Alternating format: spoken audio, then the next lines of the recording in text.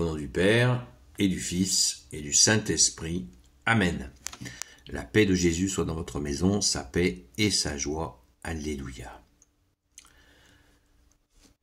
Nous lisons le Saint-Évangile selon saint Marc, chapitre 12, versets 28 à 34. Que ta parole, ô Jésus, rentre dans mon esprit, que ma bouche proclame ta parole et que mon cœur l'accueille. Le commandement le plus important. Un maître de la loi avait suivi leur discussion. Voyant comment Jésus avait su leur répondre, il lui posa cette question. Quel est le premier de tous les commandements? Jésus lui répond, voici le premier. Écoute Israël, le Seigneur notre Dieu est un Seigneur unique. Tu aimeras le Seigneur ton Dieu de tout ton cœur, de toute ton âme, de toute ton intelligence et de toute ta force. Et voilà le deuxième. Tu aimeras ton prochain comme toi-même. Il n'y a pas de commandement plus grand que ces deux-là. Le maître de la loi lui dit, « Bien, maître, tu as dit en toute vérité que Dieu est unique et qu'il n'y a pas d'autre que lui. L'aimer de tout son cœur, de toute son intelligence, de toute sa force, et aimer le prochain comme soi-même vaut mieux que tous les holocaustes et tous les sacrifices. » Voyant qu'il disait là quelque chose de très juste, Jésus lui dit, « Tu n'es pas loin du royaume de Dieu. » Dès ce moment, personne n'osa plus lui poser de questions. Merci Jésus, ça fait du bien de voir une discussion apaisée avec un maître de la loi, puisque beaucoup agressent Jésus avec les pharisiens, et là c'est apaisé. Ça fait du bien. Et Jésus dira dans une autre séquence d'évangile, il nommera ces deux commandements que nous venons d'entendre, les deux commandements supérieurs, ceux qui accomplissent la loi et les prophètes. Tout est synthétisé là-dedans, et le maître de la loi l'a bien exprimé. Ces deux commandements au verset 33.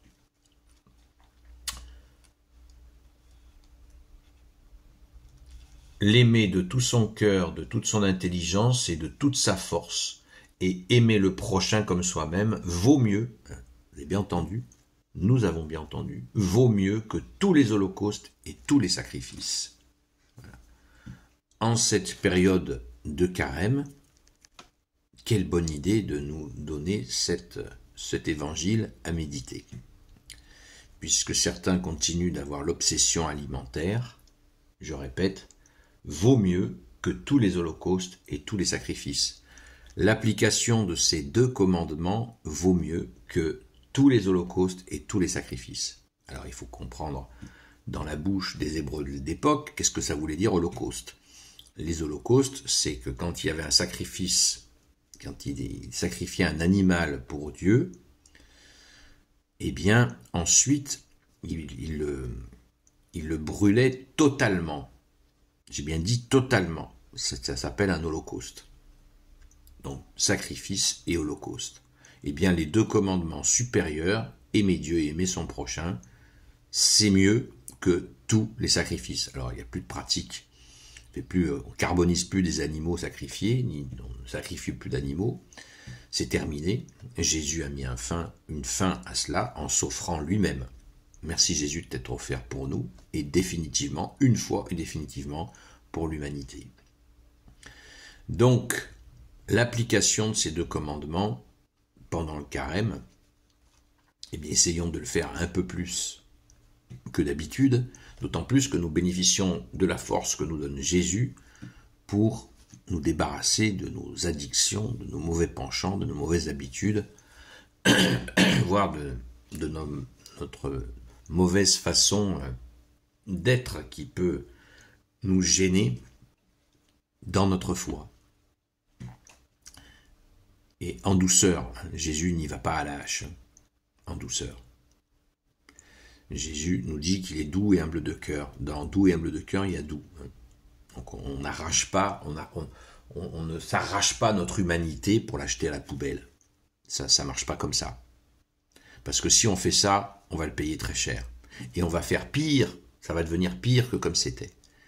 Donc, l'humanité, dans l'humanité, il y a humus, vous voyez, l'humus, qui nous donne cette humilité. L'humilité, c'est l'humus. Soyons humbles. Donc, on cherche à s'améliorer, mais on n'arrache pas tout de nous pour prendre une nouvelle peau par notre simple décision. Ça ne marche pas comme ça.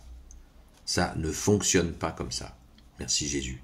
Sinon, on va se faire du mal. Et si on se fait du mal, on fera du mal autour de nous.